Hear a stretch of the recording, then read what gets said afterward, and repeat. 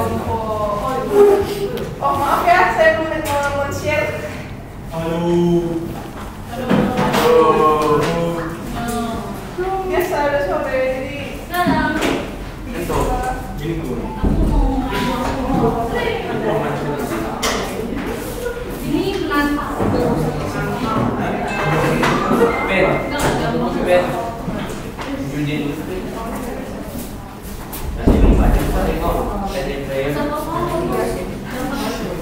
Astaga, apa yang kirim gue? Kan sengaja dari sana. Sengaja kan? Sengaja kan? Apa? Enggak, kayak duduk sini kan. Iya, tapi udah. Mana yang mana?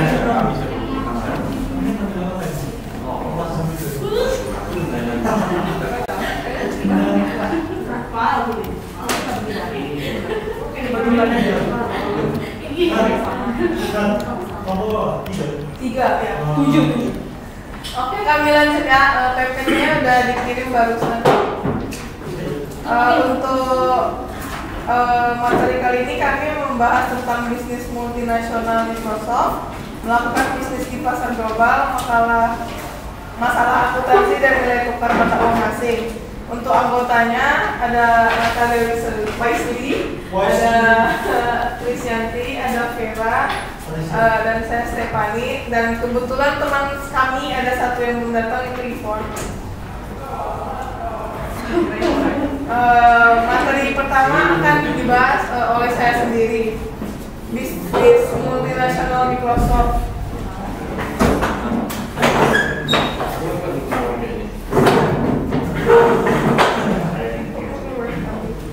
Microsoft didirikan pada tahun 1975 oleh Bill Gates, jebolan Harvard dan Paul Allen, atau lulusan sekolah dari Washington State University. Pada tahun 1980, Microsoft bekerja sama dengan IBM.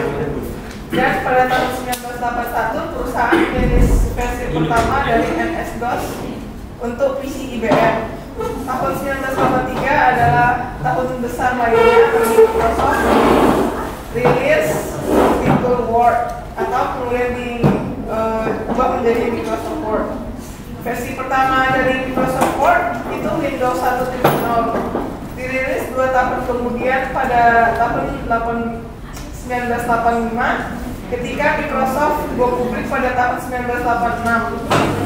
Sahamnya mulai diperdagangkan pada $21 dan ditutup pada hari pertama pada $28. Menariknya, masing-masing saham asli itu diterbitkan pada tahun 1986 akan bernilai lebih dari $18.000 pada tahun 2017. Pada bulan Juni tahun 2020, kapitalis pasar Microsoft adalah sekitar $1,54 triliun dan Bill Gates secara pribadi bernilai sekitar $98 miliar. Selanjutnya akan dilanjutkan oleh Vera. Baik, saya Vera akan menjelaskan mengenai melakukan bisnis di pasar global. Setiap pengusaha memiliki kesempatan yang sama untuk memasarkan produk dengan menggunakan strategi mereka masing-masing. Strategi pemasaran global atau global market strategy merupakan strategi yang mencakup negara-negara dari beberapa kontinen berbeda di dunia yang bertujuan untuk berkoordinasi terkait upaya pemasaran perusahaan di pasar yang terdapat di negara-negara tersebut. Nah, sedangkan pemasaran global atau global market merupakan sebuah proses yang mengutamakan sumber daya manusia, aset, uang, dan tujuan dari sebuah perusahaan untuk mengambil tindakan untuk mengatasi ancaman dari pasar global. Nah, terdapat beberapa faktor yang mendorong terjadinya pemasaran global atau global market. Nah, yang pertama yaitu perbaikan komunikasi dan transportasi. Nah, perbaikan yang terjadi di bidang ekonomi dan transportasi dapat mendorong pemasaran global semakin mudah dilakukan. Contohnya seperti komunikasi antara pelaku usaha yang bisa dilakukan dengan aplikasi dan menggunakan email. Kemudian yang kedua yaitu teknologi. Perkembangan teknologi juga menjadi faktor pendorong terjadinya pemasaran global atau global market. Dengan majunya teknologi teknologi, batas antar negara bukan lagi kendala. Kemudian yang ketiga yaitu kualitas. Meningkatkan kualitas, semakin meningkatkan kualitas sebuah produk atau banyaknya produk yang kualitas bisa mendorong terjadinya pemasaran global. Kemudian yang keempat yaitu perjanjian ekonomi antar negara. Perjanjian ekonomi antar negara merupakan faktor yang dapat mempercepat terjadinya pemasaran global yang melibatkan negara dan pemerintahan. Kemudian yang kelima yaitu kebutuhan akan biaya pengembangan produk. Perusahaan tentu membutuhkan biaya untuk mengembangkan sebuah produk. Kebutuhan tersebut juga dapat mendorong terjadinya pemasaran global. Nah, yang terakhir yaitu dinamika dan perkembangan ekonomi dunia. Dalam mengembangkan ekonomi dunia, setiap negara dan pemerintahannya selalu membuat kebijakan untuk meningkatkan ekonominya agar dapat bersaing secara global. Kemudian mengenai manfaat dan contoh melakukan bisnis di pasar global akan dijelaskan oleh selamat sore semuanya. Sore. Saya akan menjelaskan mengenai manfaat pasar global. Yang pertama ada meningkatkan kompetensi pengusaha. Jadi pengusaha yang melakukan bisnis secara global harap jaga ketenangan. Dapat meningkatkan kompetensinya sebagai pengusaha. Yang kedua bertujuan untuk bertahan hidup. Yang ketiga meningkatkan kualitas produk lebih lama. Bahwa setiap pengusaha akan ditantang untuk melahirkan ide dan inovasi yang berkualitas agar dapat bersaing di pasar modal. Yang keempat, meningkatkan pertumbuhan ekonomi. Pertumbuhan ekonomi yang baik juga turut mempengaruhi perkembangan masyarakat. Yang kelima, selera masyarakat meningkat.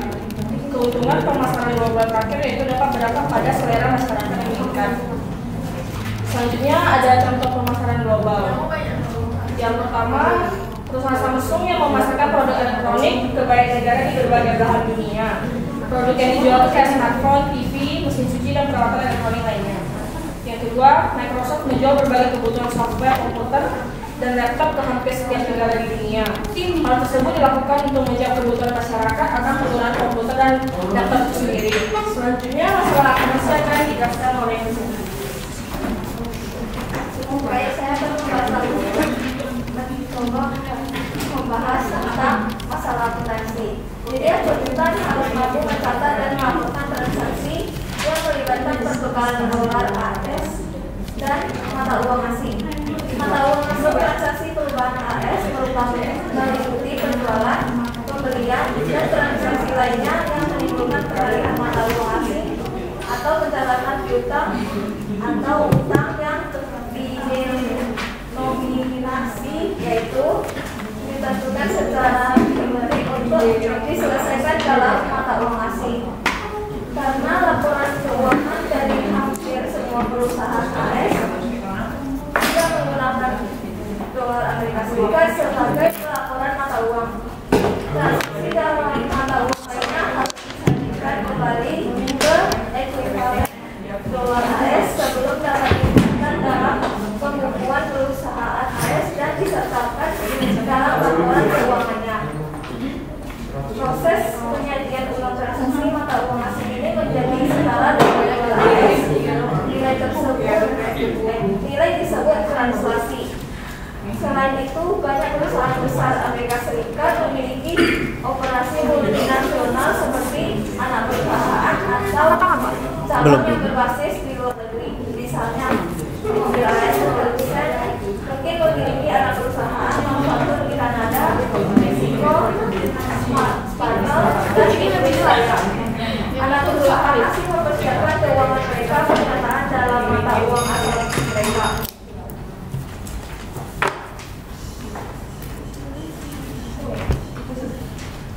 Selanjutnya, nilai tukar mata uang asing akan dijelaskan oleh Moni. Selamat sore, saya di sini akan menjelaskan mengenai nilai tukar mata uang asing.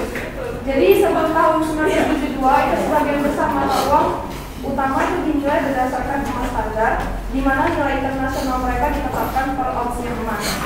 Namun, memasuki tahun 1972, sebagian besar negara menandatangani kesepakatan untuk mengizinkan nilai-nilai mata uang mereka tersebut untuk mengambang berdasarkan penawaran dan permintaan untuk mereka. Nilai tukar mata uang asing yang dihasilkan antara mata uang tersebut didirikan setiap hari oleh pasar yang terdiri dari dari tiang valuta asing yang berfungsi sebagai agen bagi individu atau negara yang ingin bertransaksi di luar negeri. Beberapa negara mempertahankan kurs tetap dan resmi atau telah menetapkan kurs minimum dan kurs maksimum yang dijamin di sekitar kurs target sehingga menciptakan kita yang tetap. Beberapa negara telah menetapkan tetap nilai tukar mereka untuk dividen yang disetorkan ke luar negeri. Tarif nilai tukar ini dapat berubah setiap saat dan perusahaan biasanya melakukan transaksi luar negeri harus menghubungi pemerintah negara asing untuk memastikan bahwa perusahaan mereka telah mematuhi pembatasan pertukaran mata uang apapun. Dan untuk kesimpulan dari kelompok kami adalah bahwa setiap pengusaha di seluruh dunia itu memiliki kesempatan yang sama untuk memasarkan produk dengan strategi maupun cara yang kreatif menggunakan strategi mereka masing-masing. Strategi pemasaran global atau Global Market Strategy (GMS) merupakan strategi yang mencakup negara-negara dari beberapa kontinen berbeda di dunia yang bertujuan untuk koordinasi terkait upaya pemasaran perusahaan di pasar yang terdapat di negara-negara tersebut. Sekian dari presentasi kami. Jika ada pertanyaan, boleh dikirimkan via grup satu kelompok minimal 1. Terima kasih. Sudah Pak? Oke, silakan kembali. Sudah.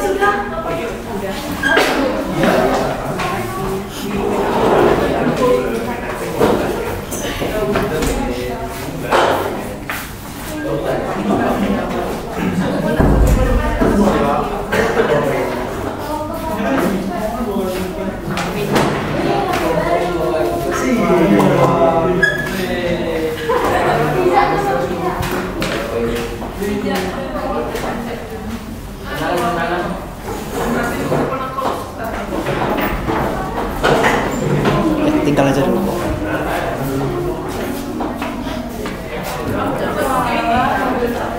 Silakan berikan pertanyaan ke kelompok 3 melalui grup WA dan harap jaga ketenangan selama presentasi ya.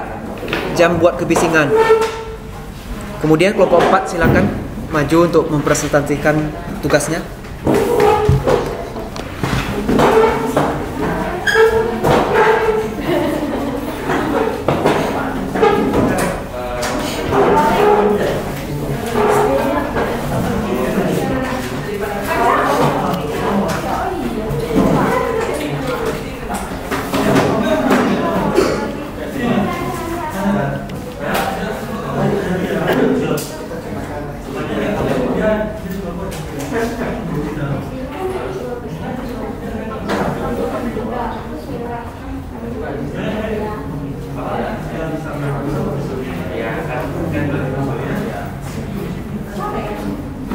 Selamat sore teman-teman.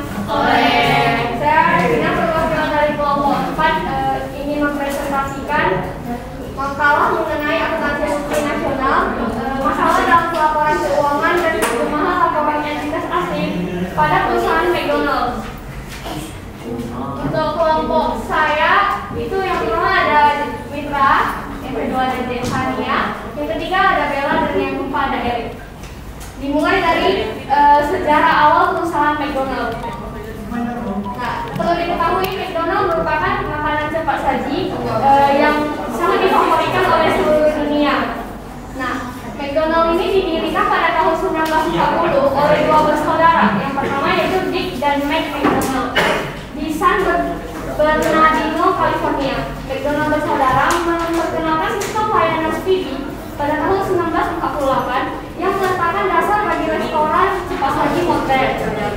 Dan pada tahun 1954, saudara-saudara menggunakan 4 teknik mesin milkshake multi-mixer di lokasi mereka yaitu San Bernardino. Ini menarik perhatian Raycroft, salah satu distributor multi-mixer. Jadi dia pergi ke San Bernardino itu untuk melihat apa sih yang sedang terjadi. Kroc sangat terkesan dengan operasi McDonald bersaudara, sehingga dia meyakinkan mereka untuk mengizinkan pengelolaan restoran milik mereka ini ke seluruh dunia. Pada tahun 1955, Kroc membuka waralaba McDonald pertama di Des Plaines, Illinois. Nah, rantai tersebut tumbuh lambat pada awalnya. Namun pada tahun 1959 Trump berkembang secara agresif. Dia membuka 66 restoran baru. 2 tahun kemudian dia membeli saham McDonald bersaudara seharga 2,7 juta US dollar dan 4 tahun dia menjadikan perusahaan itu sebagai perusahaan publik. Pada tahun 1963 perusahaan menjual 1 miliar hamburgernya dan pada tahun 1968 McDonald ini memperkenalkan Big Mac yang terkenal dan membuka restorannya yang ke-1000. Nah, selanjutnya pada tahun 1971, McDonald mengoperasikan restoran di seluruh 50 negara bagian. Perusahaan McDonald ini memperkenalkan egg muffin dan happy meal masing-masing pada tahun 1975 dan 1979. Dan pada saat itu, drive-thru McDonald diperkenalkan pada awal tahun 1975. Selanjutnya, pada tahun 1976, McDonald menjual hamburgernya yang ke-20 miliar. Harap jaga ketenangan, tolong Dan ya. pada tahun 1980 dimulailah peluncuran sandwich McChicken pada tahun 1983. Nah, pada tahun 1985 McDonald ini menjadi salah satu dari 30 perusahaan yang menyusun Dow Jones Industrial Average. Ini merupakan indeks pasar saham yang terbesar yang ada di Amerika Serikat. Nah, pada tahun 1992, 66% dari pendapatan McDonald ini berasal dari penjualan di Amerika Serikat. Angka itu turun menjadi 43% pada tahun 1998. Kemudian menjadi 32% pada tahun 2011. Sedangkan pada tahun 2019, McDonald berhasil mengoperasikan 39.000 toko di 120 negara. Hampir 2/3 dari total pendapatan berasal dari luar Amerika Serikat. Jelas McDonald telah menjadi simbol globalisasi dengan lokasi yang hampir di setiap negara di dunia. McDonald adalah lambang perusahaan multinasional yang mengelola kerajaan global yang begitu luas, memerlukan pemahaman rinci tentang akuntansi dan pengaruh perubahan mata uang dan laporan keuangan perusahaan. Karena kehadirannya secara global, McDonald harus terus memantau fluktuasi mata uang asing.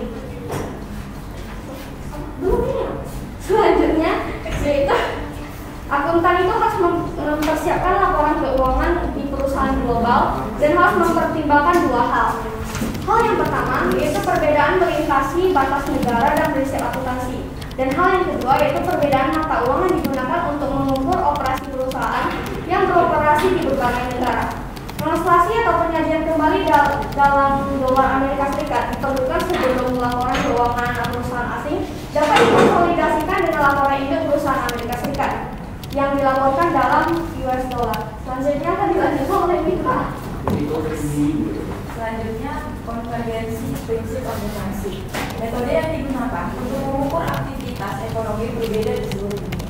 Banyak faktor yang mempengaruhi perkembangan standar akuntansi di suatu negara, termasuk sistem ekonomi, hukum, pendidikan, dan politiknya, tahap perkembangan teknologinya, budaya dan tradisinya, dan faktor sosial ekonomi lainnya. Perbedaan ini telah menyebabkan keragaman yang signifikan dalam standar akuntansi dari satu negara ke negara lainnya. Kurangnya seperangkat standar akuntansi yang seragam menimbulkan masalah bagi perusahaan, pembuat, dan pengguna.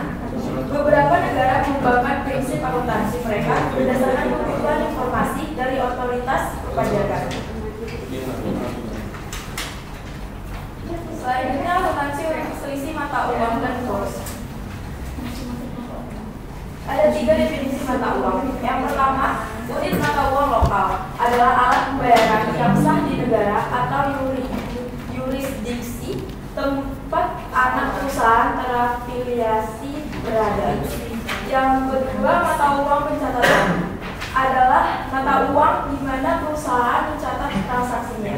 Yang ketiga, mata uang pelaporan adalah mata uang di mana laporan keuangan akan disajikan kepada pemangku kepentingan. Penentuan mata uang fungsional. 3 kemungkinan nilai tukar dapat digunakan dalam mengonversi rekening keuangan yang dinyatakan dalam mata uang asing ke dolar AS. Yang pertama, kurs saat ini adalah kurs pada akhir hari perdagangan pada tanggal terancam. Yang kedua, kurs historis adalah kurs yang ada saat transaksi pertama kali terjadi, seperti kurs pada tanggal aset diperoleh atau liabilitas terjadi. Ketiga, kos rata-rata untuk suatu periode biasanya merupakan rata-rata sederhana untuk suatu periode waktu. Selanjutnya dijelaskan oleh Jason. Yang pertama yaitu indikatornya yaitu arus kas. Arus kas itu terutama dalam mata uang asing dan tidak mempengaruhi arus kas Indo.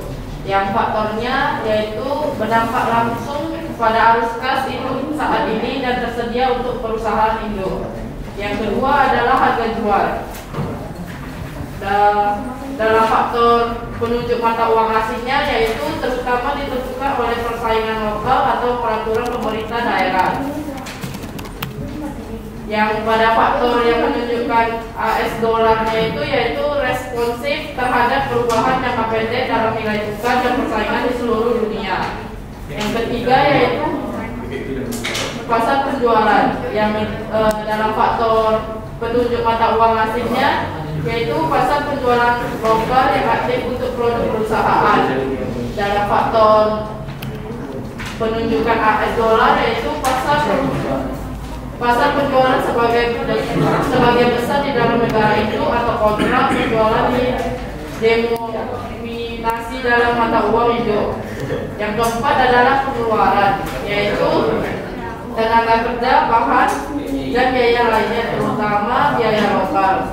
Dalam faktor AS dolarnya itu yaitu komponen produksi umumnya diperoleh dari negara induk perusahaan. Yang kelima yaitu pembiayaan dalam mata uang asing yaitu terutama diperoleh dari dan didenominasi dalam unit mata uang lokal.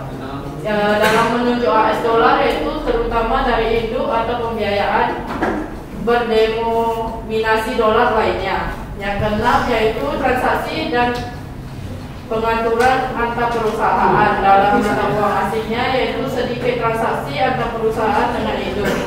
Dalam AS dolarnya yaitu transaksi antar perusahaan yang sering terjadi dengan entitas induk atau entitas asing, merupakan investasi atau pembiayaan bagi induk perusahaan.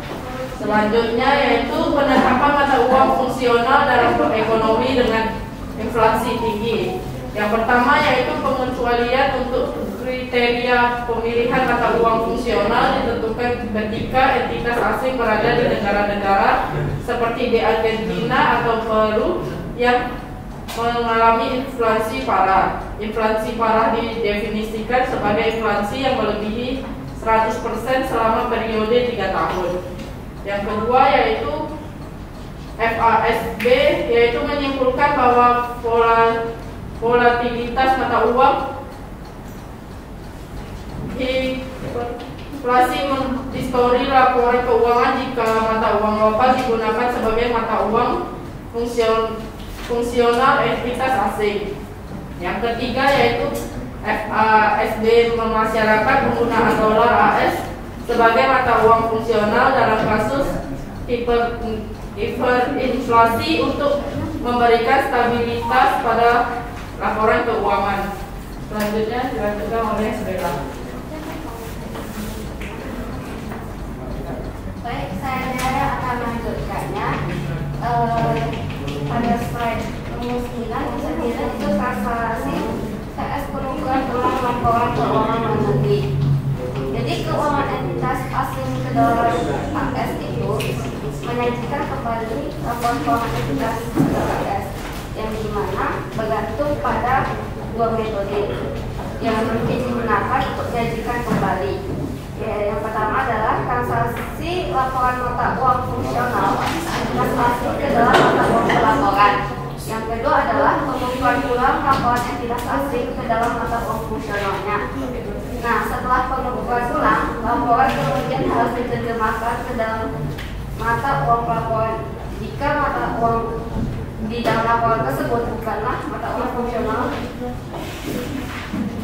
transaksi sendiri adalah suatu metode yang paling umum digunakan dan diterapkan ketika mata uang pencatatan entitas asing juga merupakan mata uang fungsional entitas asing.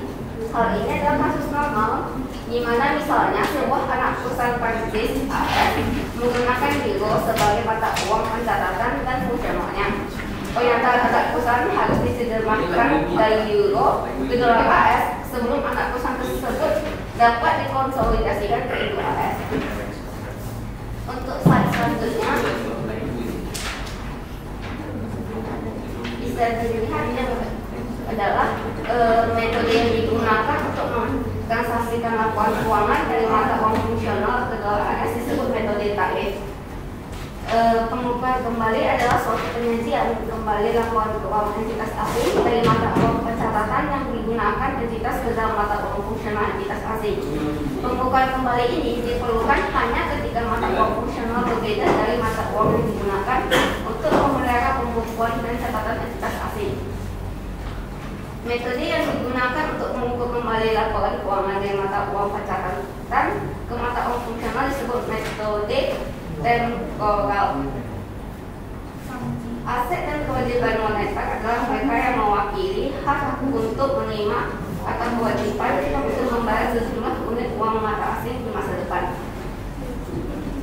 Selanjutnya akan dijelaskan oleh Erik.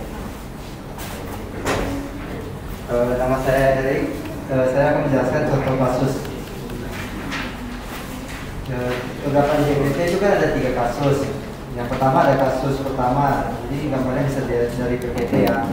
Kasus pertama itu mata uang pencatatan adalah mata uang fungsional. Cukup melakukan transaksi laporan keuangan dari mata uang fungsional ke mata uang pelaporan. Terus kalau yang kedua, itu gambarnya juga bisa dilihat dari PPT, yaitu mata uang pencatatan bukanlah mata uang fungsional, tetapi mata uang fungsional adalah mata uang pelaporan. Cukup dilakukannya pengukuran ulang laporan keuangan dari mata uang pencatatan ke mata uang fungsional. Yang kasus ketiga itu adalah mata uang pencatatan bukanlah mata uang fungsional, dan mata uang fungsional berbeda dari mata uang pelaporan.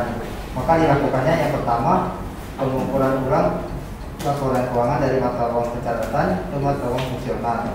Yang kedua mentransaksikan laporan keuangan dari mata uang fungsional ke mata uang pelaporan, sehingga konsolidasi dari laporan keuangan dapat disusun dalam mata uang pelaporan. Maka untuk mempermudahnya pemahaman, berikut merupakan contoh dari translasi khusus pengukuran ulang. Diketahui lokal LC sama dengan local currency itu mata uang lokal. Kalau FC itu fungsional currency atau enggak mata uang fungsional. Maka bunyinya seperti ini. Jika mata uang lokal sama dengan mata uang fungsional, maka transaksi ke dolar AS. Yang kedua, jika mata uang lokal bukanlah mata uang fungsional, maka dilakukannya pengukuran kembali ke mata uang fungsional. Yang ketiga, jika mata uang fungsional sama dengan dolar Amerika Serikat, maka tidak perlu melakukan transaksi atau pengukuran kembali. Jika kasus untuk negara inflasi. Yang keempat, jika mata uang fungsional bukanlah dolar Amerika Serikat, maka dilakukanlah translasi ke dolar Amerika Serikat. Jadi kesimpulan untuk kelompok ini, terdapat beberapa metode yang digunakan untuk mengukur aktivitas ekonomi berbeda-beda di seluruh dunia. Mata uang fungsional adalah mata uang utama yang digunakan oleh perusahaan dalam menjalankan kegiatan usaha dan dalam menghasilkan atau menggunakan kasnya. Pengukuran kembali adalah pengukuran kembali laporan keuangan entitas asing ke mata uang fungsional entitas asing. Sekian dari kelompok kami. Jika ada pertanyaan diberikan dari via WA. Oke, terima kasih kelompok 4. Oke, kelompok 4 silakan kembali ke tempat duduknya. Jadi kita sudah menyimak ya, kalau dua kelompok ini sama-sama bahas tentang akuntansi multinasional. Pada dasarnya, kalau perusahaan, induk perusahaan itu bisa punya anak perusahaan di tempat yang berbeda kan? Bisa. Tempat yang berbeda dalam satu negara, bahkan bisa di negara yang berbeda. Perlakuan akuntansinya seperti apa, itulah yang kita pelajari hari ini. Dan yang paling sering muncul istilah kurs hari ini ya. Oke. Kepada kelompok 3, Sudah bisa dijawab pertanyaannya?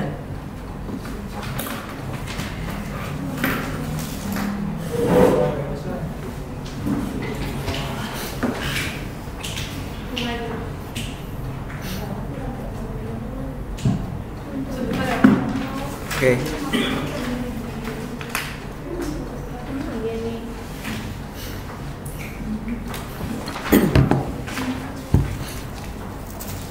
Sambil nunggu kelompok 3, yang kelompok lain berikan pertanyaan ke kelompok 4 ya.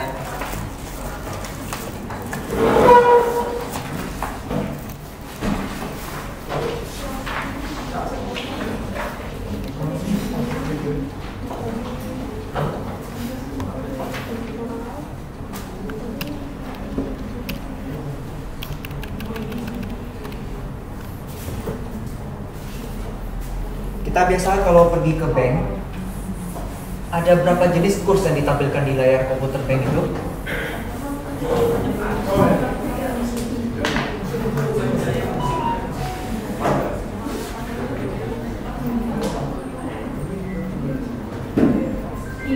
Kurs beli dan kurs jual kan yang sering dimunculkan di layar monitor bank ya.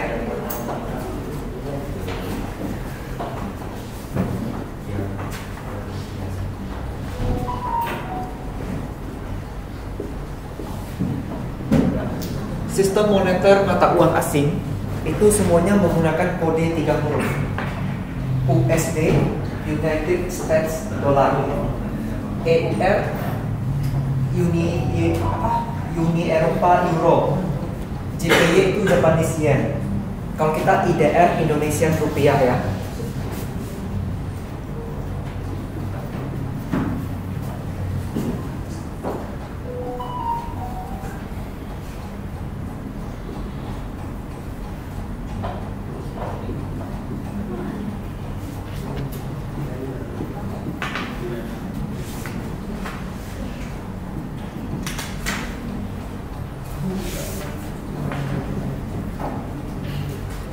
Terus kalau kita perhatikan, kurs mana yang biasanya angkanya lebih tinggi?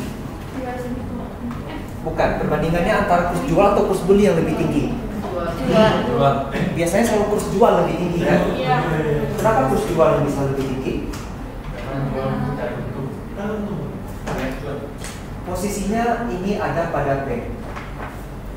Bank akan beli dolar kita dengan harga murah, terus dia jual ke orang lain dengan harga lebih tinggi. Paham prinsipnya seperti ini? Selalu lihat dari sisi banknya. Bank membeli yen dengan harga 162, dia jual dengan harga 166. Intinya dalam transaksi mata uang asing, bank tidak akan rugi. Jadi kalau kalian lupa mana harus jual terus beli, ingat aja bank tidak akan rugi. Dia pasti akan ambil yang jual, dia menjualnya pasti lebih tinggi ya.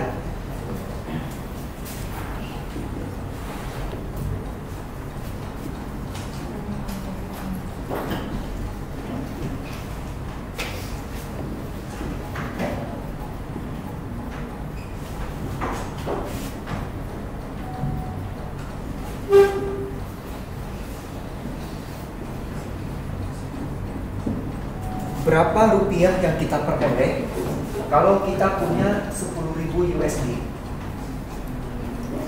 Sekarang kita punya USD ya, kita mau jual USD-nya. Kalau kita menjual, berarti banknya ngapain? Beli. Berarti bank pakai kurs beli. Berarti berapa rupiah yang kita peroleh? 10.000 kali 13.000.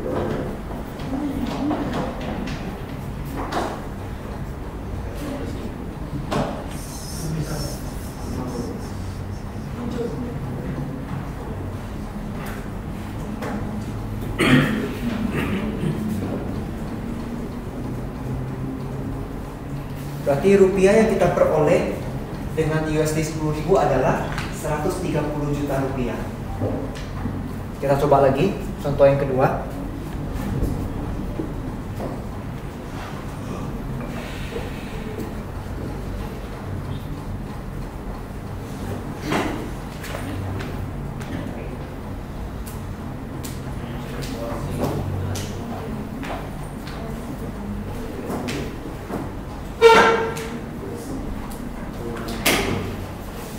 berapa rupiah yang diperlukan untuk mendapatkan 10.000 euro?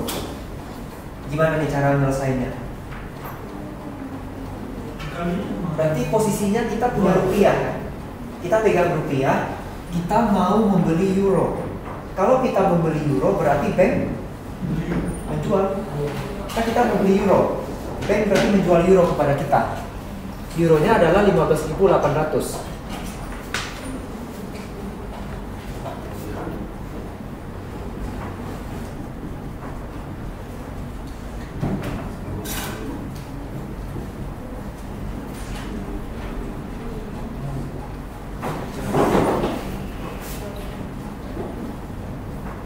$158 juta ya. Paham cara pakai hitungan kurs? Ada yang masih bingung tentang kurs ini? Ini kali-kali dan bagi-bagi, cuma jangan sampai salah pemakaiannya ya.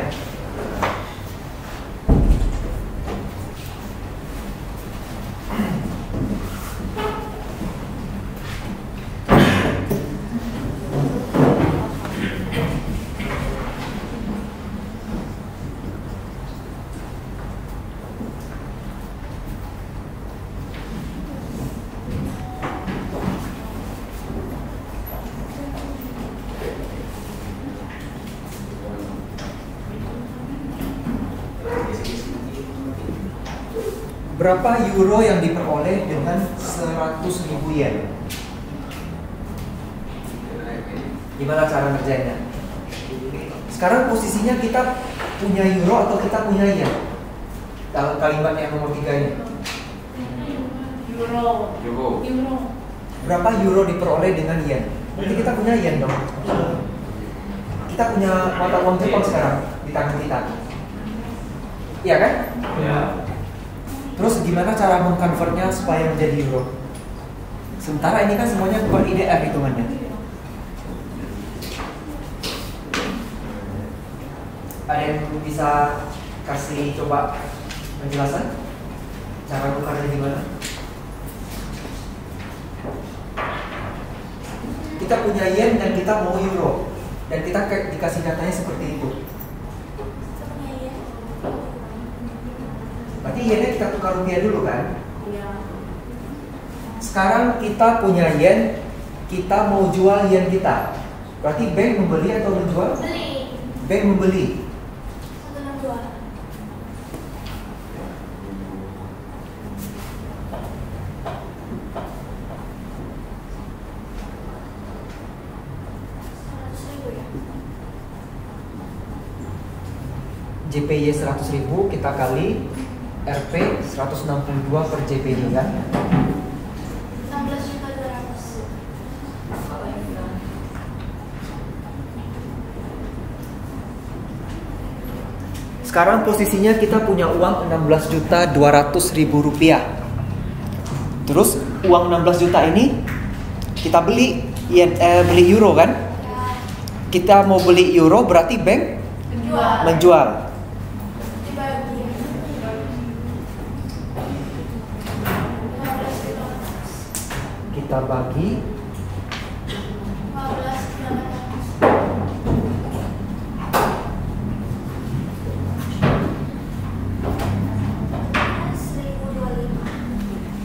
1025,32.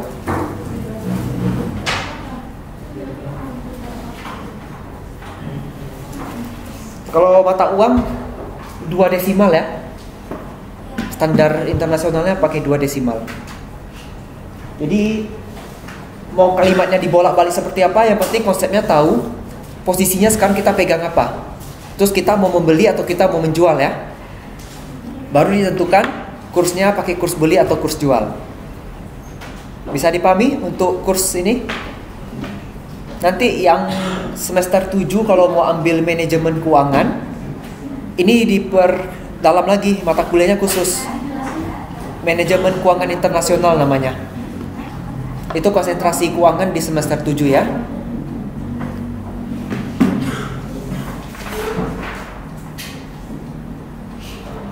Terus apakah ada cara cepat untuk menghitung ini? Ada caranya. Namanya cross rate. Nilai kurs yang tersedia situ langsung kita silangkan.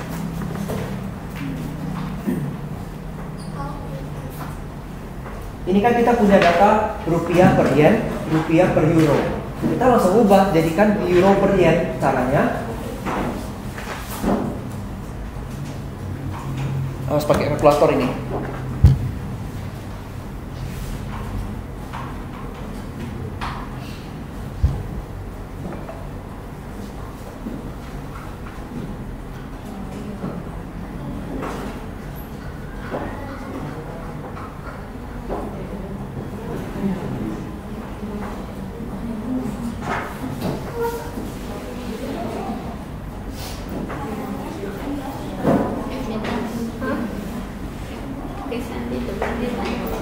Metode temporal sama temporal kan?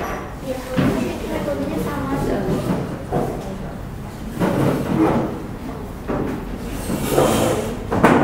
Sama aja kan?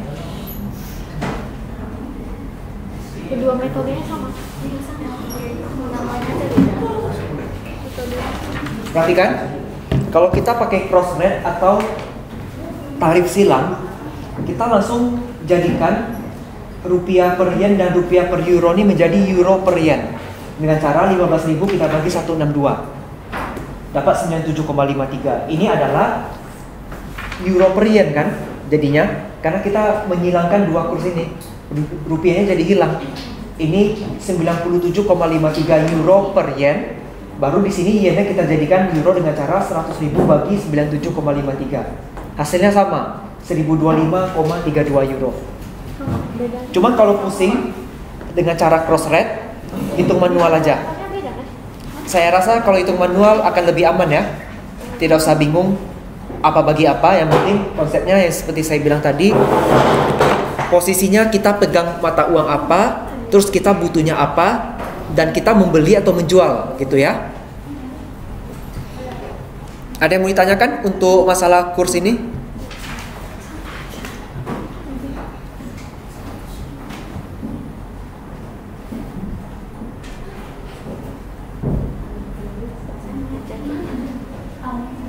Oke, ini sudah ada pertanyaan semua. Kelompok 3 silakan.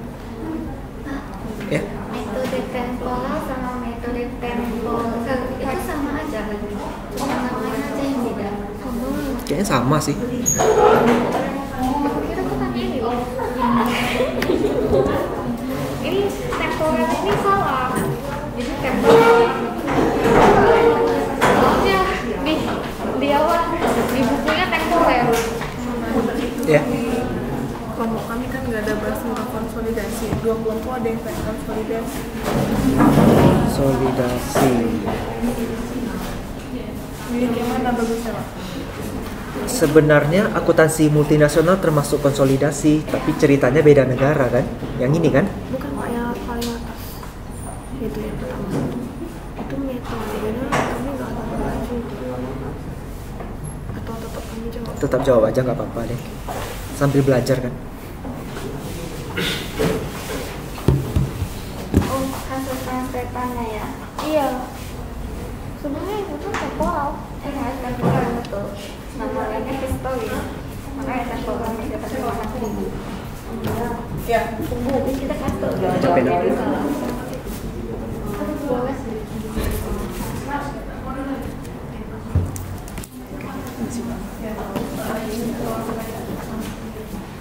Boleh. Baik, kami dari kelompok 3 ingin menjawab pertanyaan dari Kalau dia teman-teman. salah gimana? Kalau dia temporal. Sebelum jawab sebutin nama ya, saya belum hafal kali namanya. Iya Pak. Nggak, pas mau jawab. Iya Pak.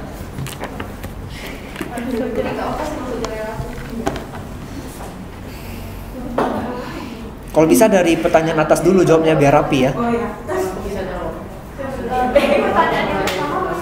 Oh ya udah, oke.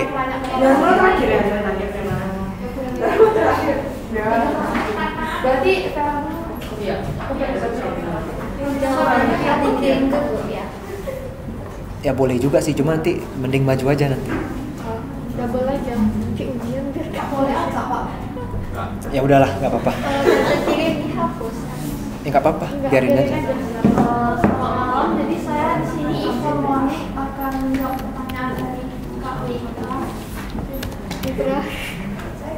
Pertanyaannya, bagaimana dampak dan implikasi dari melakukan bisnis dalam pasar global terhadap pengelolaan agensi multinasional, terutama dalam hal penyusunan laporan keuangan konsolidasi. Jadi, melakukan bisnis dalam pasar global itu memiliki dampak dan implikasi yang signifikan terhadap pengelolaan agensi multinasional, terutama di dalam penyusunan laporan keuangan konsolidasi.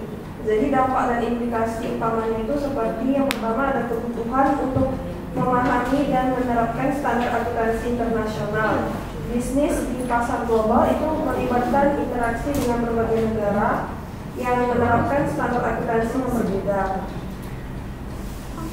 Perusahaan multinasional juga perlu memahami dan menerapkan standar akuntansi internasional seperti International Financial Reporting Standards atau Generally Accepted Accounting Principles yang berlaku di negara-negara yang mereka operasikan. Lalu ada yang kedua, konversi mata uang dan selisih kurs. Perusahaan multinasional biasanya melakukan transaksi dalam mata uang yang berbeda. Oleh karena itu, dalam penyusunan laporan keuangan konsolidasi perlu dilakukan konversi mata uang untuk menggabungkan data keuangan dari berbagai entitas yang beroperasi di negara-negara yang berbeda. Lalu ada perbedaan regulasi dan kepatuhan. Jadi di setiap negara itu pastinya memiliki peraturan maupun persyaratan yang berbeda dalam hal pelaporan keuangan dan juga kepatuhan perpajakan. Perusahaan multinasional itu harus memahami dan juga harus mematuhi persyaratan tersebut serta harus memastikan bahwa laporan keuangan konsolidasi memenuhi semua persyaratan yang berlaku di negara-negara yang ada. Lalu ada kompleksitas struktur perusahaan. Perusahaan multinasional itu juga sering memiliki struktur perusahaan yang kompleks dengan anak perusahaan, cabang, dan entitas afiliasi di berbagai negara. Menggabungkan data keuangan dari berbagai entitas itu harus menjadi tantangan tersendiri dalam penyusunan laporan keuangan konsolidasi.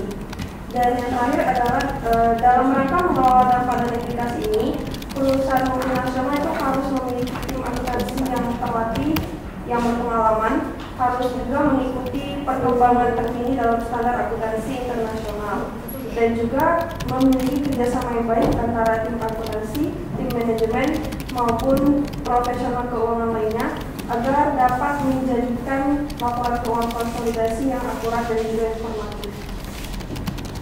Sekian dari saya, sekian dari kami, terima kasih. Cukup jelas ya, tidak perlu ditambah lagi ya. Ya Pak.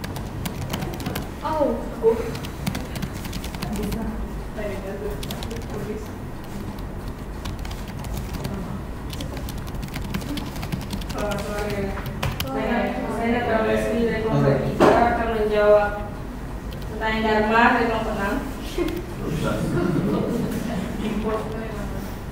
Apa saja masalah akuntansi yang dihadapi oleh bisnis multinasional seperti Microsoft dan jelaskan. Jadi yang pertama masalahnya adalah standar akuntansi internasional. Jadi bisnis multinasional harus mematuhi berbagai standar akuntansi internasional yang berbeda-beda di setiap negara. Di setiap negara di mana mereka beroperasi. Hal ini dapat menimbulkan tantangan dalam mengkonsolidasikan laporan keuangan global.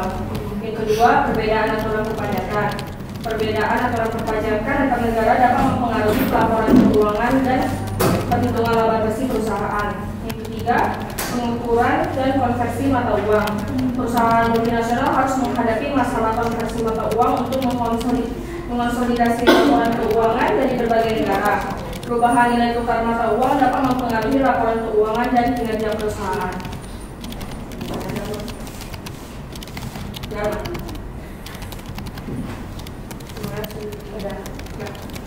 Baik, saya akan menjawab pertanyaan dari Ruby. Nah, pertanyaannya itu, strategi apa yang perlu dilakukan agar pelaku usaha dapat menembus pasar global di mana terdapat banyak sekali tantangan? Nah, strateginya yaitu pelaku usaha perlu memahami seluruh regulasi dan hukum perdagangan internasional dan juga negara tujuan pelaku usaha memasarkan produknya. Nah, jika pelaku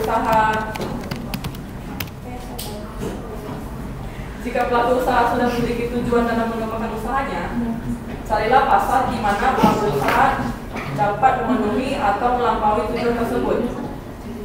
Nah, buatlah rencana pemasaran dan menyebarkannya dengan melihat beberapa pasar berbeda dalam skala global.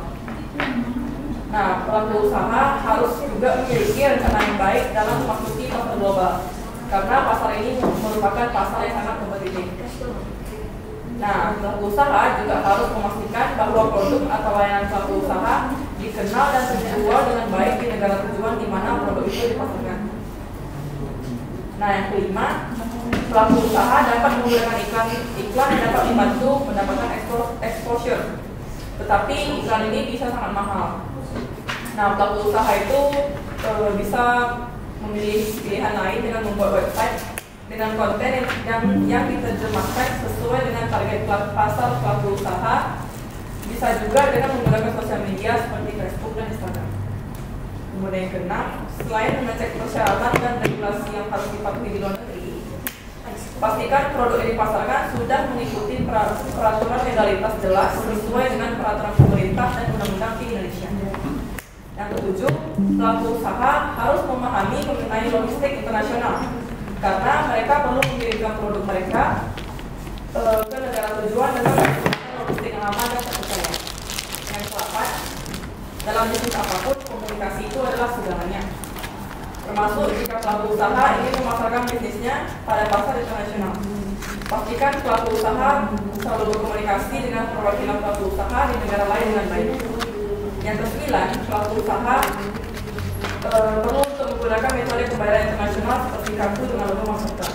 Karena jika menggunakan kartu lokal, maka lebih ribet. Menggunakan Mastercard kan lebih praktis. Kemudian terakhir, setiap transaksi yang terjadi pada suatu bisnis, baik itu pengeluaran dan pemasukan, semuanya dicatat dalam sistem pembukuan yang baik dan sesuai standar. Terima kasih. Saya akan menjawab pertanyaan dari segi pertanyaannya itu bagaimana Microsoft mengatasi masalah akuntansi yang muncul ketika beroperasi di berbagai saya Stefani ingin menjawab pertanyaan dari segi itu lanjutannya tadi berbagai negara dengan peraturan dan kebijakan akuntansi yang berbeda.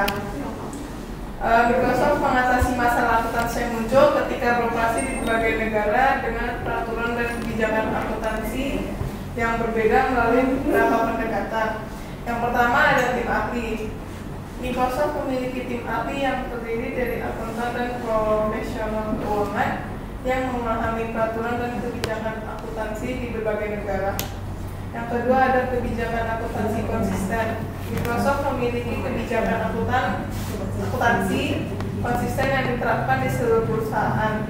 Ini membantu dalam melaporkan angka keuangan yang dapat dibandingkan secara konsisten di seluruh negara, meskipun peraturan lokal mungkin berbeda. Yang ketiga ada pelatihan dan edukasi.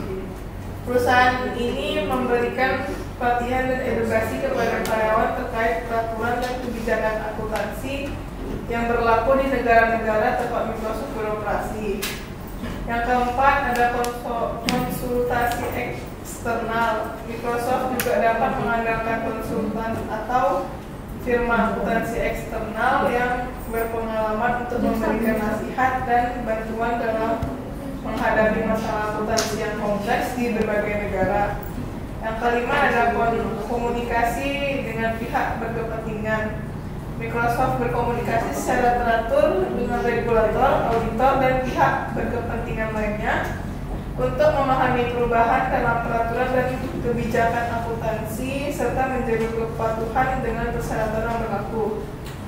Dengan menggunakan pendekatan ini, Microsoft berusaha untuk mengatasi tantangan akuntansi yang timbul dari peraturan dan kebijakan yang berbeda di berbagai negara di mana mereka beroperasi. Terima kasih.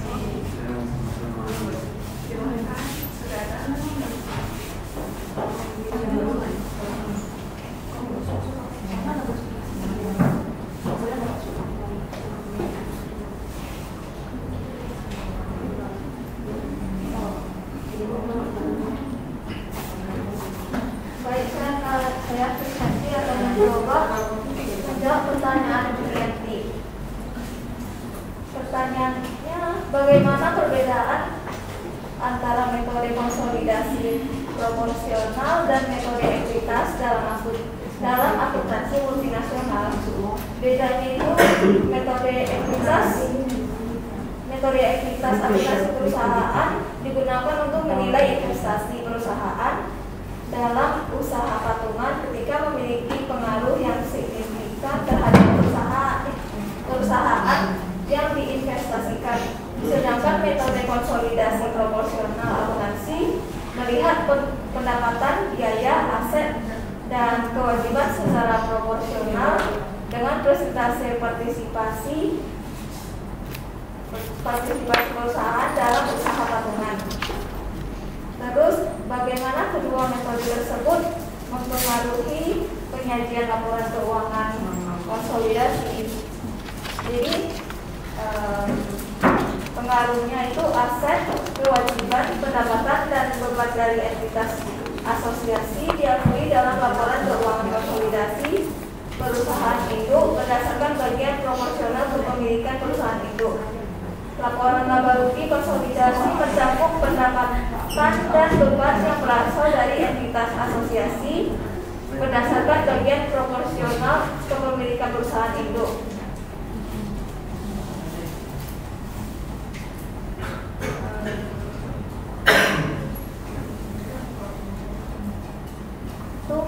Terus metode ekuitas digunakan ketika perusahaan induk memiliki pengaruh signifikan atau biasanya antara 20% hingga 50% kepemilikan saham atas entitas asosiasi, tetapi tidak memiliki kendali penuh. Dalam metode ini, investasi awal perusahaan induk dalam entitas asosiasi diakui di laporan keuangan perusahaan induk, dan perubahan nilai investasi tersebut diakui sebagai laba atau rugi dalam laporan laba rugi konsolidasi.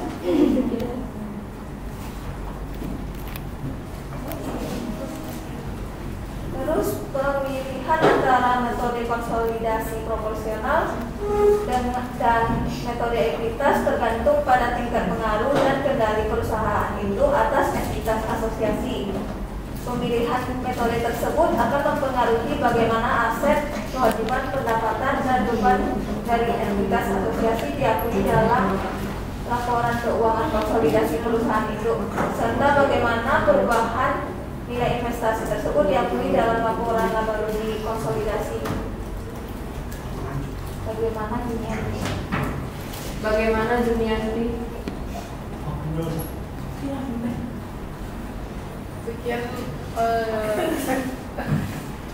Sekian dari menjawab pertanyaan teman-teman. Jika ada salah kata dan presentasi kami, terima kasih. Selamat malam.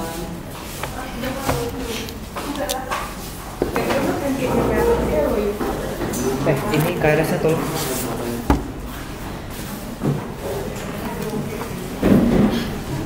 Oke, sambil nunggu kelompok 4 cari jawaban, ini ada angket dari kampus, tolong diisi ya.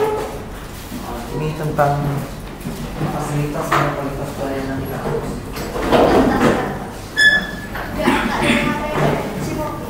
Nggak tahu ya, mereka di sini.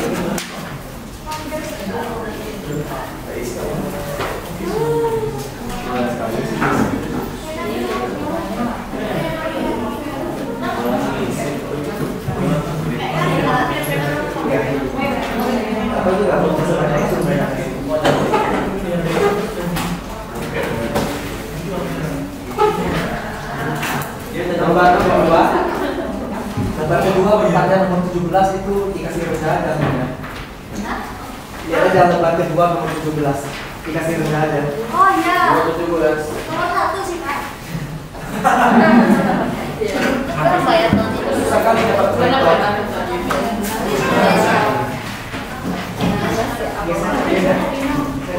Boleh pakai nama amaran. Oh. Oke, satu semua. Aman itu, Pak. Nama kalau untuk kolom samaran, Kalau untuk kolom harapan, harapannya lebih tinggi, tapi kenyataannya lebih rendah aja.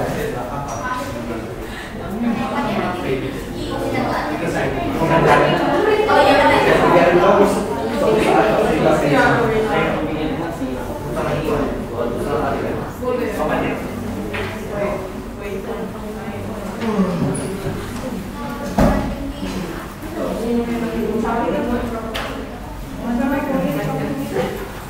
Pasketnya ada lebih di belakang.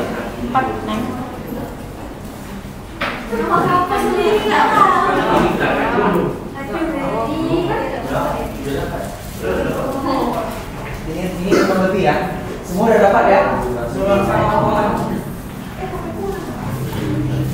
Di halaman pertama itu kan identitas responden ya, itu berarti identitas kalian.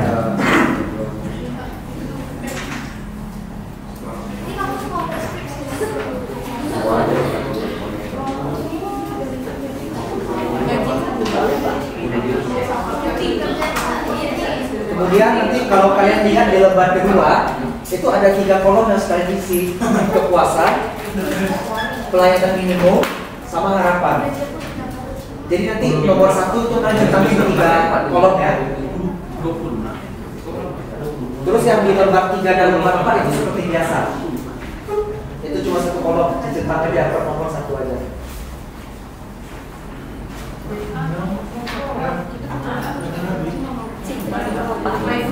Citra.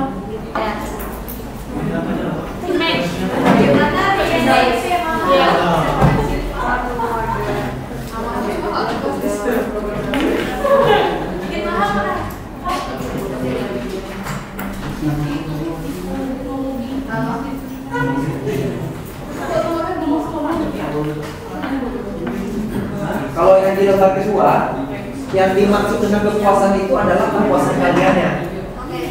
Kalau yang harapan itu adalah harapan kalian mau seperti apa. Kalau yang di tengah, pelayanan minimum, artinya yang sudah diberikan oleh kampus ini sudah sampai mana. Itu maksudnya ya. Nah, salah satu betul.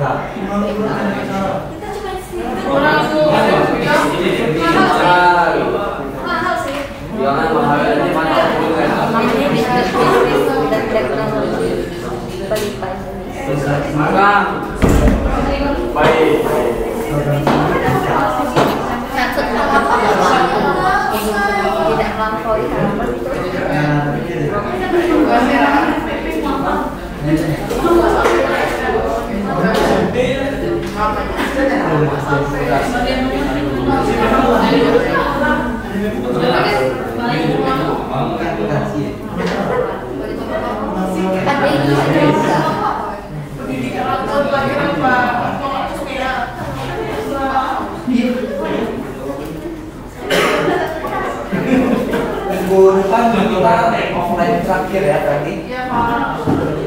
Ini pasti pokok selesai ya. Selanjutnya kita akan online terus sampai UAS. UAS di pertemuan 16.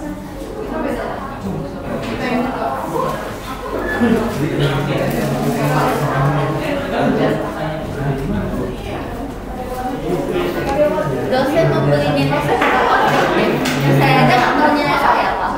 Dari KHS semester lalu, menurut kamu para dosen semester lalu itu gimana kasih nilainya? Kata-kata bagus sih, cuma ada satu sih enggak. Berarti di pelayanan minimumnya kena kan?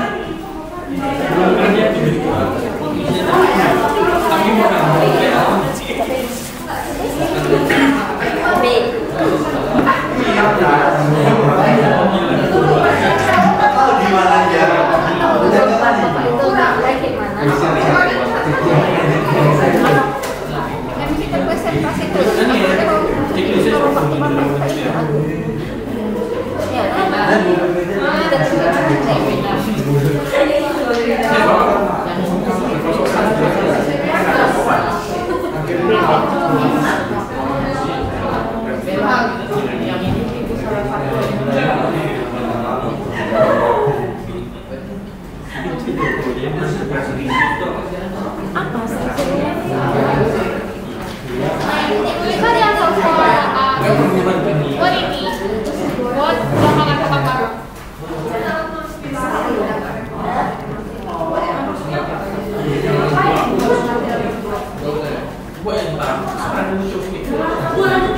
Nggak tahu sih.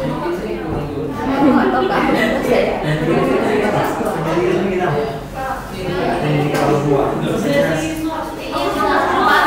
Ini ya. Titik sama. Maksudnya gimana? Satu kali itu 3 kolom. Iya. Jadi kenapa sih?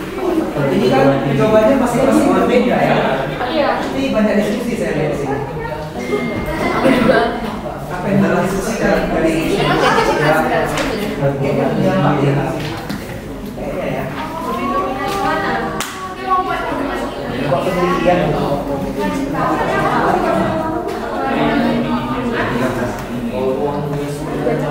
Aku step kenal lupa ya. Aku step aku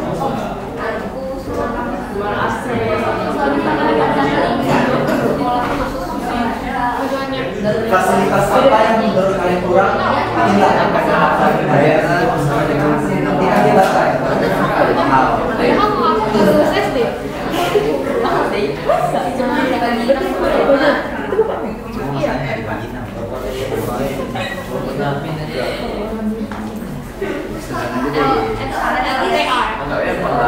Nggak tahu, yang penting udah.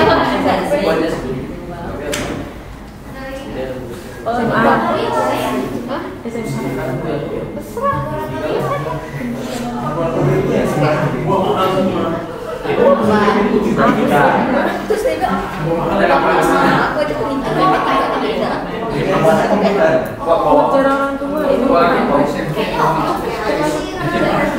Harusnya aku ingat wifi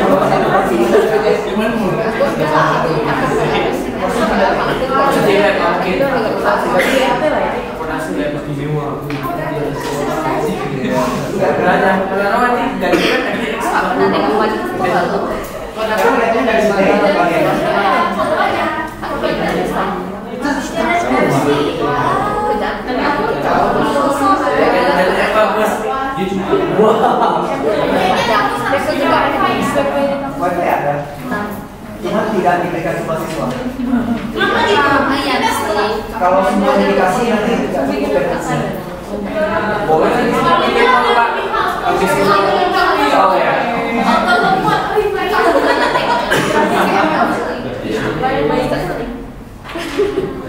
Dan konseling itu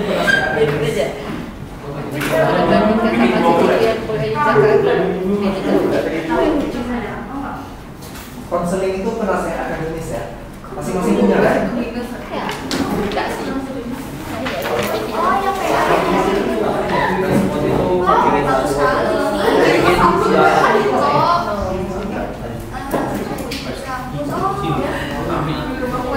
Ruangan kuliahnya saja sih.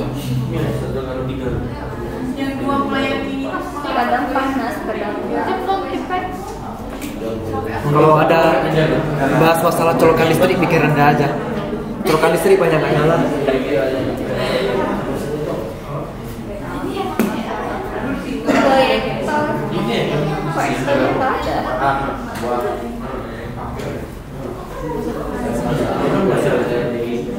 Aku kan sering ikut seminar, setiap seminar tuh butuh nama kampus. Ya udah apa aja lagi. Kalau ikut seminar nanti tanya dosen atau mahasiswa. Kalau mahasiswa pasti sulit.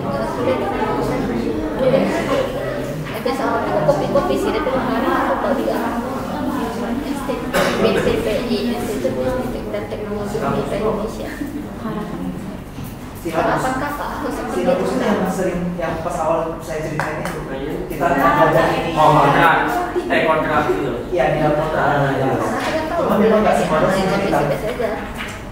Kakak tahu bulan Indonesia teman. Bukan cerita sih Pak, lebih ke Kalau masa kakak nggak yang kuliahnya apa cinta atau enggak? siapa nih?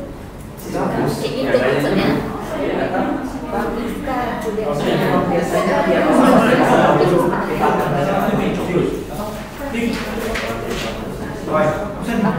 Apa nak fokus apa enggak? Prestisius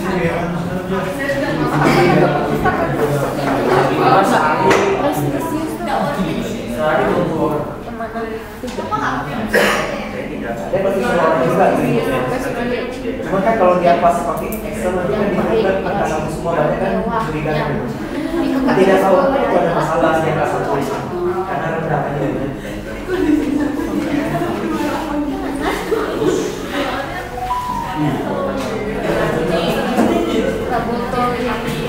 Kita punya labo Apa? punya labo Memang kau. Ini punya ya. punya, tapi nggak pernah pakai kan?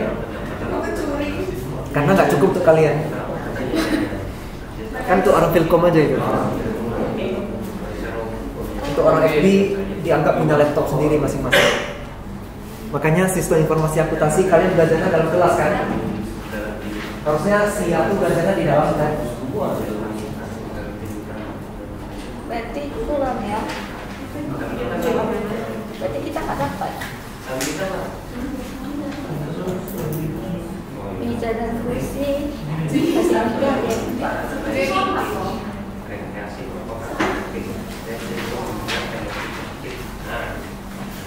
Internet kampus Tidak. Minuskan internetnya. Oh ada apa tapi di dalam. Ada apa?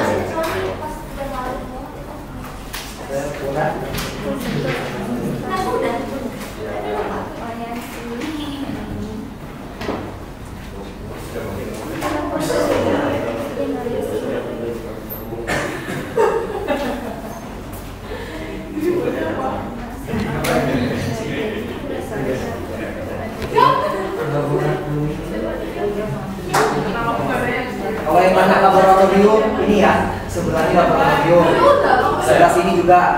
Terus samping 103 di bawah itu juga laboratorium. silabus itu apa Pak?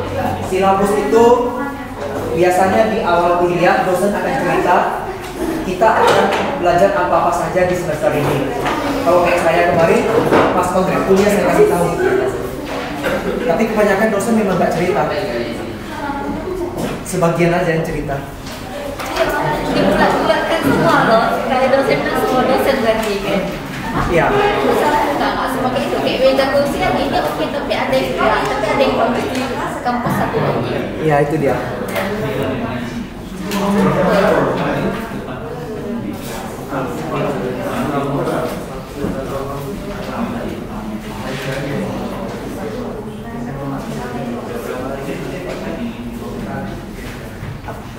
Oh ya, minggu lalu kan kita online kan?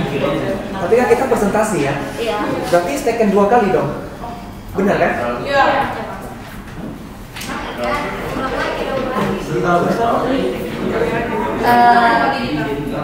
Awal pertemuan dosen menjelaskan tentang apa yang saya kemarin. Silabus itu kan Bang. Itu lah.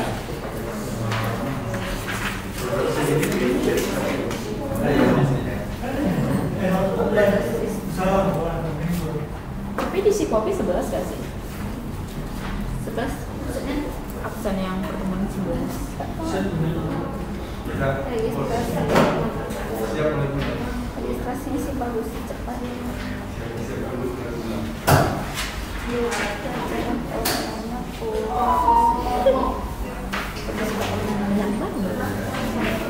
Kasih kampus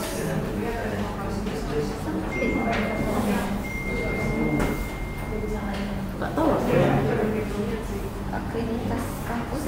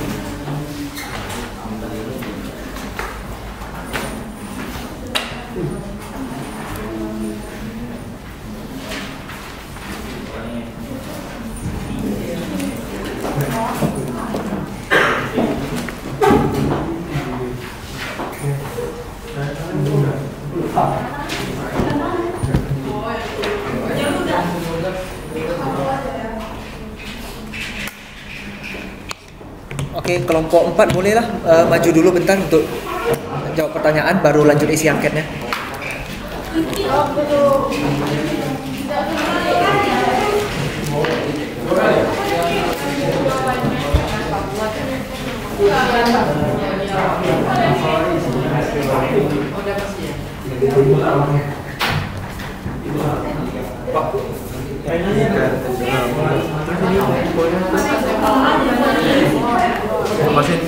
Letak aja, nanti saya masukin.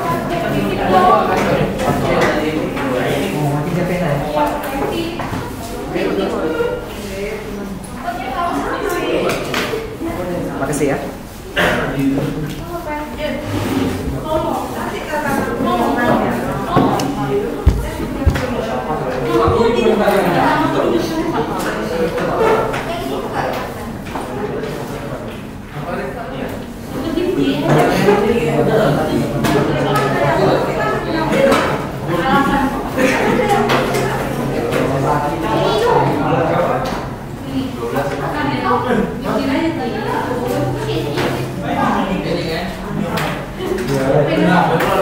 Pak, saya permisi lagi. Ya. Apa nih, we? Apa ini sih? Nggak tahu loh.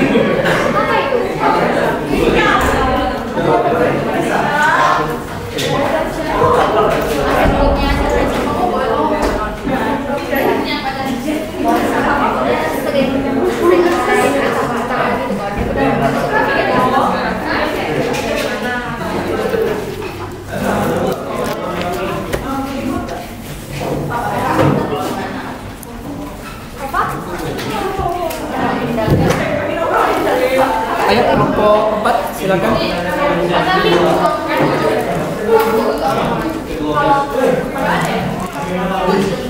Masuk ke sini nanti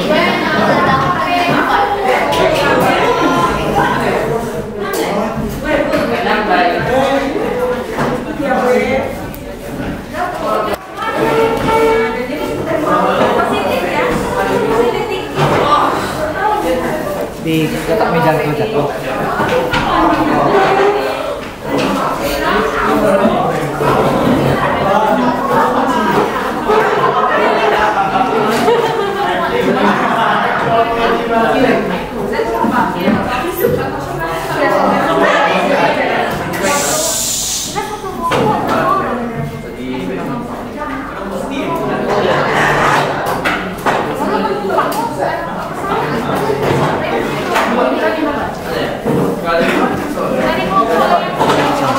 Di meja itu. Di sana. Di sana. berarti kurang satu kan? Siapa yang belum? Oh, dan Kelompok berapa tuh?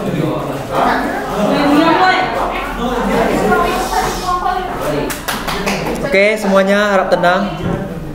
Mohon pengertiannya. Kelompok 5 udah.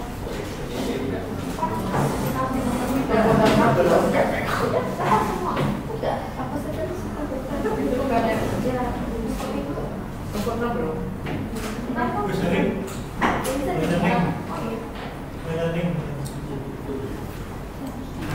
Oke, silakan dijawab dulu pertanyaannya.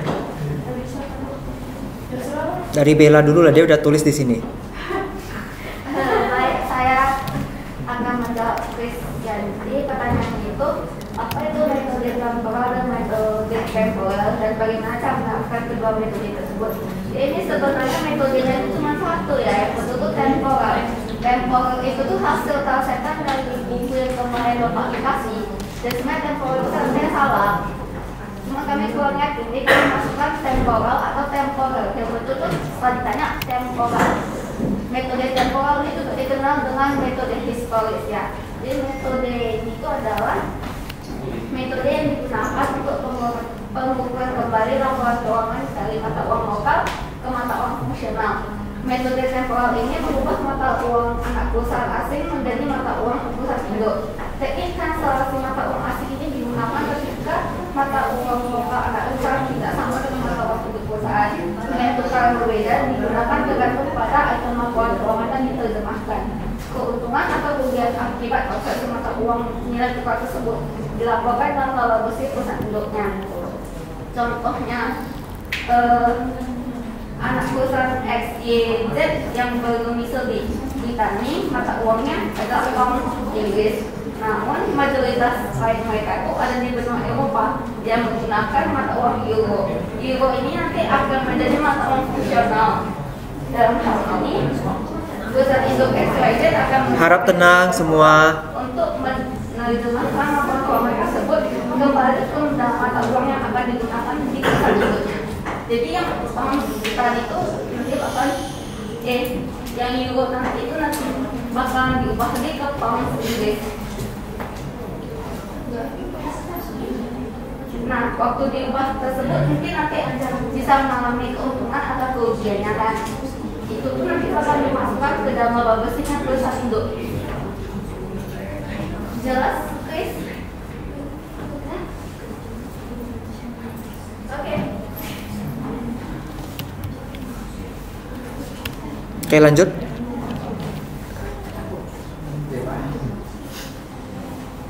Saya Jesania akan menjawab pertanyaan dari Mary, yaitu apa tantangan utama yang dihadapi McDonald's dalam mencatat dan melaporkan pendapatan dan biaya di berbagai negara dengan peraturan akuntansi yang berbeda.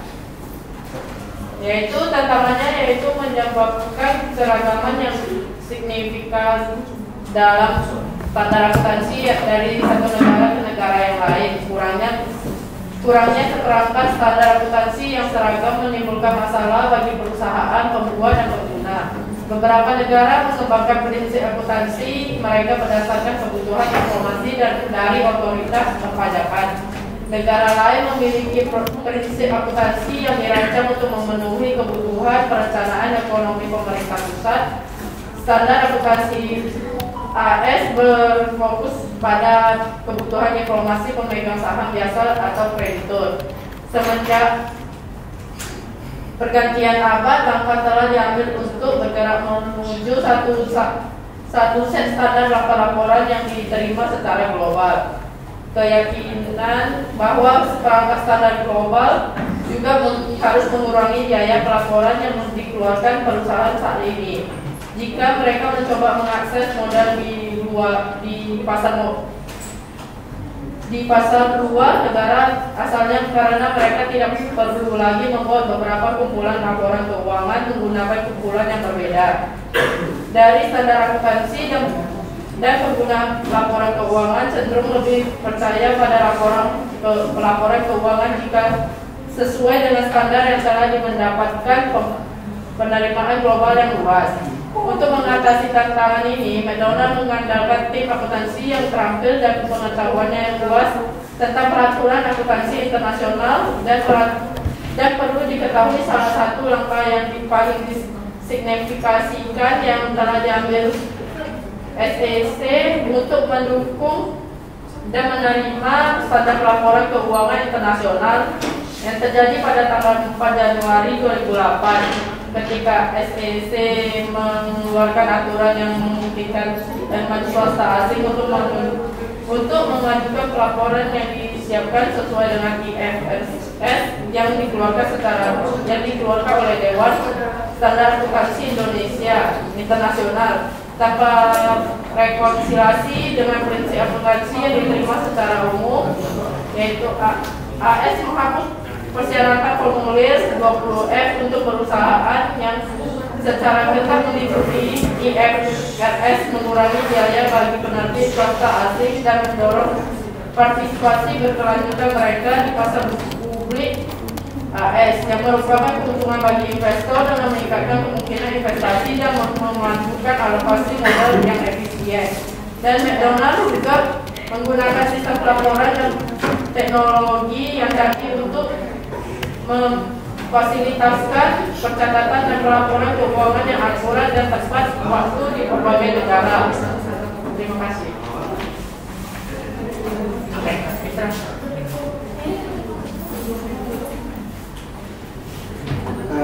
Nama saya Erik, saya ingin menjawab pertanyaan Rosita.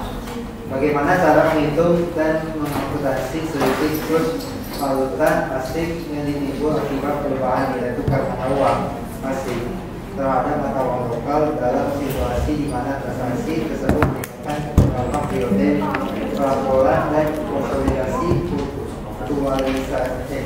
fluktuasi nilai tukar yang signifikan. Untuk menghitung dan mengakumulasi selisih kurs valuta asing yang ditimbul akibat perubahan nilai tukar mata uang asing terhadap mata uang lokal dalam situasi di mana transaksi melibatkan beberapa periode pelaporan dengan kondisi fluktuasi nilai tukar yang signifikan. Anda dapat menggunakan yang disebut dengan metode transaksi yang terpisah atau metode penggabungan yang tergantung pada kebijakan akuntansi perusahaan. Kalau metode transaksi yang terpisah digunakan jika menganggap bahwa setiap transaksi dalam mata uang asing harus dihitung ulang ke mata uang lokal pada setiap periode pelaporan.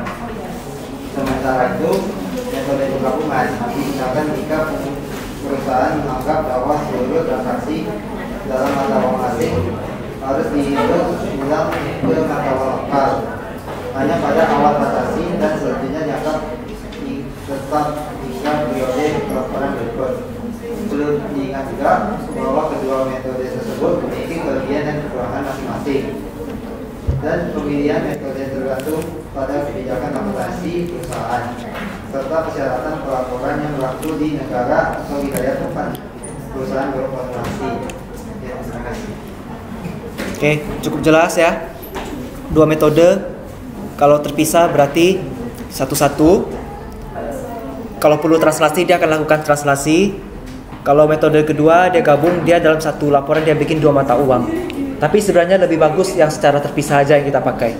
Lanjut. Saya Clara Farhan akan menjawab pertanyaan dari Chandra. Apa yang menyebabkan standar akuntansi di setiap negara yang berbeda? Langsung poinnya aja deh, karena penjelasannya udah ditulis kan? Iya, Pak. Hanya lingkungan dan kondisi hukum, sosial politik dan ekonomi yang berbeda-beda antara negara menyebabkan standar akuntansi juga berbeda. Untuk penjelasannya bisa dilihat di WA. Terima kasih.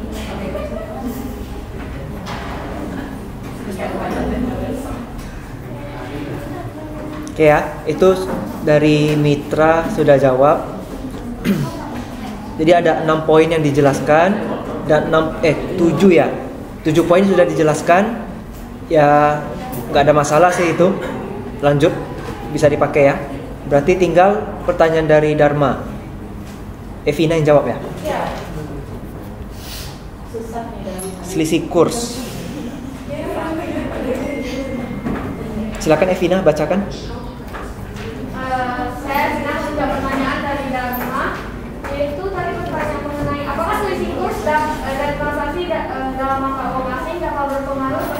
bagian laporan keuangan?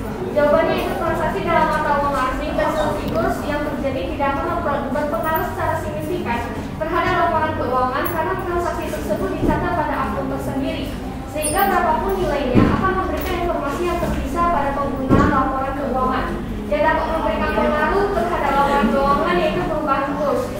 Dengan terjadinya risiko perubahan kurs pada perusahaan yang bergerak di dunia internasional, maka akan berdampak pada profitabilitas, arus kas bersih, dan nilai pasar perusahaannya. Oke, sudah dijawab semua ya. Silakan tutup kelompok 4. Sekian presentasi dari kelompok 4, lebih dan kurang kami mohon maaf.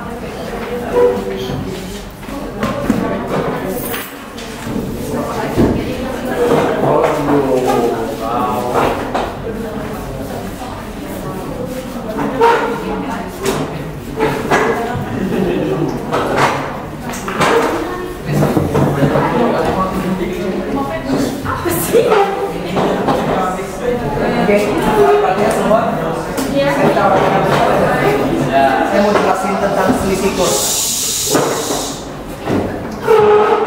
Waktu kita terpakai tadi karena ngisi angket itu ya. Iya. Bentar aja ya. Iya, Pak.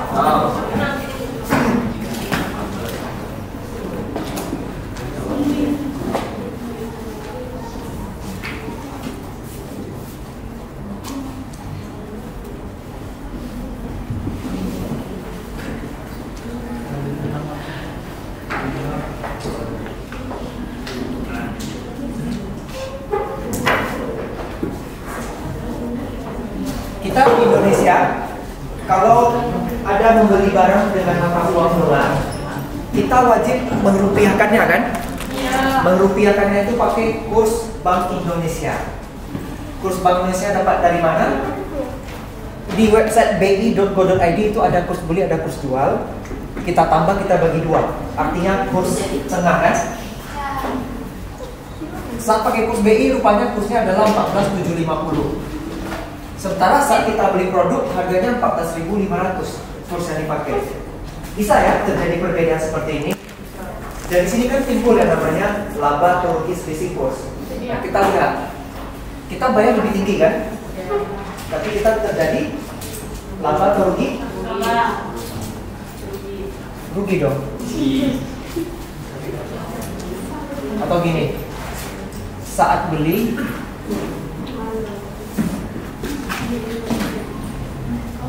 misalnya kita beli mesin ya, kita pakai 14.500, berarti kas kita keluarnya 14.500. Misal ya, harga barang ini 1 USD ya, biar gampang ya. Berarti harga mesinnya 14.500, kas yang keluar 14.500. Tapi rupanya kan harus dicatat pakai 14.750. Ini beban mesin lah ya kita bikin. Beban mesin yang sebenarnya itu harusnya 14.750 kan? Ya. Kalau kita pakai kurs BI. Berarti beban mesin sekarang yang tercatat 14.500. Seharusnya 14.750. Berarti nambah atau berkurang beban mesinnya? Nambah sebesar 250. Apa lawan akun di sini adalah laba selisih kurs. Terjadi dia laba karena kita bayarnya rupanya lebih kecil daripada beban yang seharusnya. Paham? Kita membayar lebih kecil daripada yang seharusnya itu adalah laba. Tapi kalau kita bayar lebih besar daripada yang seharusnya, itu berarti rugi selisih kurs. Apakah di pendapat laporan keuangan? Ya dampak, tapi nggak terlalu besar. Karena pasti akan ngaruh ke laba rugi kita ya. Ya. Jadi itu semuanya tetap berbang laba dong? Enggak juga. Kalau ini yang lebih rendah gimana? Emang bisa lebih rendah? Kurs kan bisa naik turun. Fluktuatif itu. Terus tergantung keadaan ekonomi makro suatu negara. Itu soalnya perubahannya tiap hari tuh. Maksudnya yang kurs BI-nya itu misalnya nih kita pas beli produk di tanggal 10 yang kita catat wajib pakai kurs BI itu di tanggal 12 gitu ya? Pertanggal 10 juga. Cuman Ini kan kurs yang ditetapkan oleh si penjual. Si penjual kan mau dia terima uang dalam bentuk dolar adalah sekian. Dan dia mengkurskannya pakai kurs yang di bank dia. Kita bayarnya pakai bank kita. Padahal nilai yang dibayar sama $1.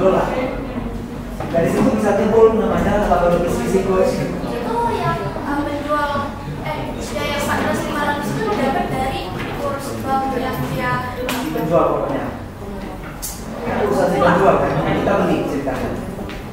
Berapapun kurs yang dia tetapkan, itu urusan dia sama bank dia, bukan urusan kita. Urusan kita adalah yang di sini, sama yang kita bayar. Yang kita bayar sama yang di sini berapa selisihnya itu jadi laba rugi. Berarti istilahnya 4.500 itu biaya yang udah ditetapkan sama penjual gitu ya? Iya. Oke, kalau yang dari kurs BI itu tadi nilai tengah antara kurs BI sama kurs jual. Iya. Dari bi.go.id ya. Cek aja di Google kurs Bank Indonesia, nanti muncul websitenya. Dari situ bisa ambil data. Oke, ada yang mau ditanyakan sebelum kita akhiri perkuliahan? Oke, saya absensi satu-satu dulu ya.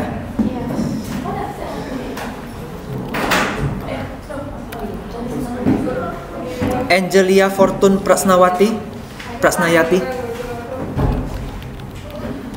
Aprilia Beatrix Ong, Bella Lorenza, Krisyanti, Dharma Putra Chandra, Erik Tan, Evina, Vera Patricia, Fernandez Liang, Fernando, Frederick Selai, Jackie Tan. Jackie, ada kabar?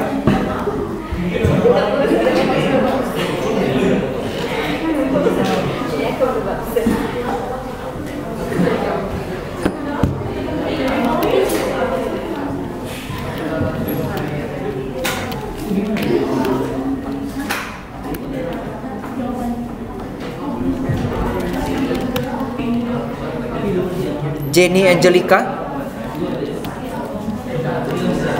Jesania Wijaya, Junianti,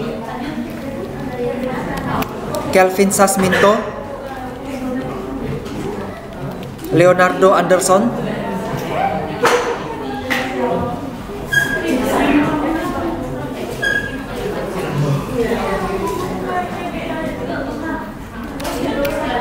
Mary Celia, Mitrawati Papahan, Natalia Wesley, Pendi, Robert Kennedy, Rosita, Rudi Hartono, Stephen Priyandi,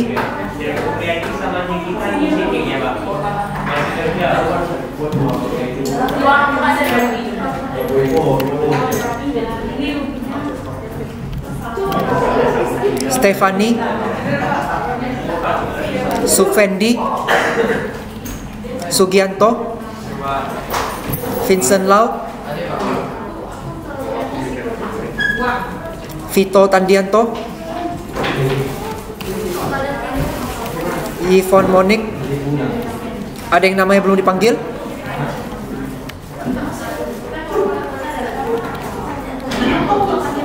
Krisyanti kan? Udah tadi.